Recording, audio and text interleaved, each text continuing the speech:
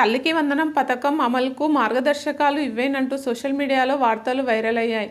తల్లికి వందనం కుటుంబంలో ఒకరు ఉంటే 15,000, ఇద్దరు ఉంటే తలో 7,500 చొప్పున 15,000, ముగ్గురు ఉంటే 5,000 చొప్పున 15,000, నలుగురు ఉంటే తలో 3,750 చొప్పున 15,000, ఐదుగురు ఉంటే తలో 3,000 చొప్పున 15,000, ఎంతమంది ఉంటే అందరికీ కలిపి 15,000. ఈ నేపథ్యంలో తల్లికి వందనం పథకంపై ఏపీ పాఠశాల విద్యాశాఖ స్పందించింది. పథకం అమలుపై ఎలాంటి మార్గదర్శకాలు విడుదల చేయలేదని స్పష్టం చేసింది. ప్రభుత్వం విధి విధానాలు ఖరారు చేశాక మార్గదర్శకాలను విడుదల చేస్తామని, అప్పటి వరకు ఇలాంటి ప్రచారాన్ని నమ్మవద్దని తల్లిదండ్రులకు సూచించింది. ఏపీలో ఇప్పుడంతా తల్లికి వందనం టాపిక్ నడుస్తుంది.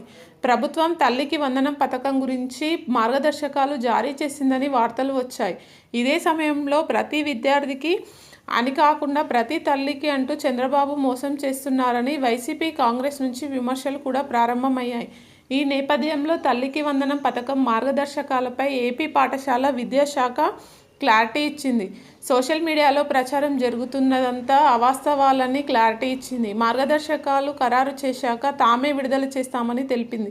తల్లికి వందనం పథకం మార్గదర్శకాలను ఇంకా ఖరారు చేయలేదని ఏపీ పాఠశాల విద్యాశాఖ ప్రకటించింది. తల్లికి వందనం మార్గదర్శకాలంటూ సోషల్ మీడియాలో జరుగుతున్న ప్రచారాన్ని నమ్మవద్దని సూచించింది. అదంతా తప్పుడు ప్రచారంగా పేర్కొన్న పాఠశాల విద్యాశాఖ ఈ పథకం విధి విధానాలను ప్రభుత్వం ఖరారు చేసిన తర్వాత విడుదల చేస్తామని తెలిపింది. అప్పటి వరకు అవాస్తవాలను నమ్మవద్దని, ప్రచారం చేయవద్దని సూచించింది. తల్లికి వందనంపై వైసీపీ, ఆ పార్టీ బ్లూ మీడియా అసత్య ప్రచారం చేస్తుందని రాష్ట్ర జలవనరుల శాఖ మంత్రి నిమ్మల రామానాయుడు మండిపడ్డారు. ఆ పార్టీ అసత్య ప్రచారం, తప్పుడు రాతలు మానుకోకుంటే సింగిల్ డిజిట్ను కూడా దక్కించుకోలేదని అన్నారు. శనివారం టీడీపీ కేంద్ర కార్యాలయంలో నిర్వహించిన మీడియా సమావేశంలో ఆయన మాట్లాడుతూ, విధి విధానాలు రూపొందించక ముందే తల్లికి వందనంపై విష ప్రచారం చేయడం సిగ్గుచేటన్నారు. ఇచ్చిన మాట కూటమి ప్రభుత్వం నిలబెట్టుకుంటుందన్నారు.